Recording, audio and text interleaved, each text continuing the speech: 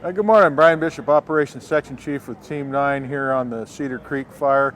Give you a little update on what we're going to do today, our intentions up in Division A and on through Division Yankee. We're continuing with the repair work, which is going out and kind of fixing some of the things, disposing of the brush, etc., that occurred during the suppression of the fire. These two divisions are looking really good, really tight. Although up in A, it shows live fire edge due to the field conditions, the vegetation, and the fuel moistures, etc., and weather conditions. That fire has not progressed all the way down to the road. So it looks like open-edged fire. In reality, the fire is kind of stalled there. But we continue to monitor that and keep resources in the area ready should that change.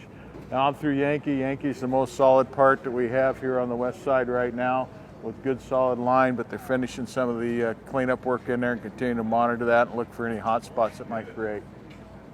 Coming down through Yankee, Whiskey, and Divisions Tango, I'm going to roll those together, all kind of the same. We recently fired all that out. We're continuing to go out there and work on securing that fire edge along the roads. The biggest concern in all three of these divisions and some other places on the fire, of course, is the overhead hazards. The trees that have been weakened by fire, etc., that sometimes fall without warning. So it's really kind of challenging to work in this environment and make sure none of those overhead hazards come in contact with a firefighter. And we've been very successful at that.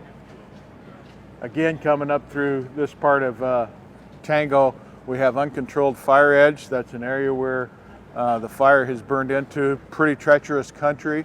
Not a really good place to put firefighters into, so we continue to monitor that and work that with heavy helicopters, etc., and keeping that fire in check there, which has not been a real hard challenge. It's checked there pretty well on its own.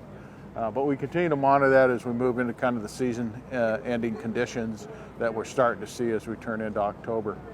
Going into the weekend, Saturday, Sunday, with the east wind events coming up, we have put together what we call a surge group or surge resources.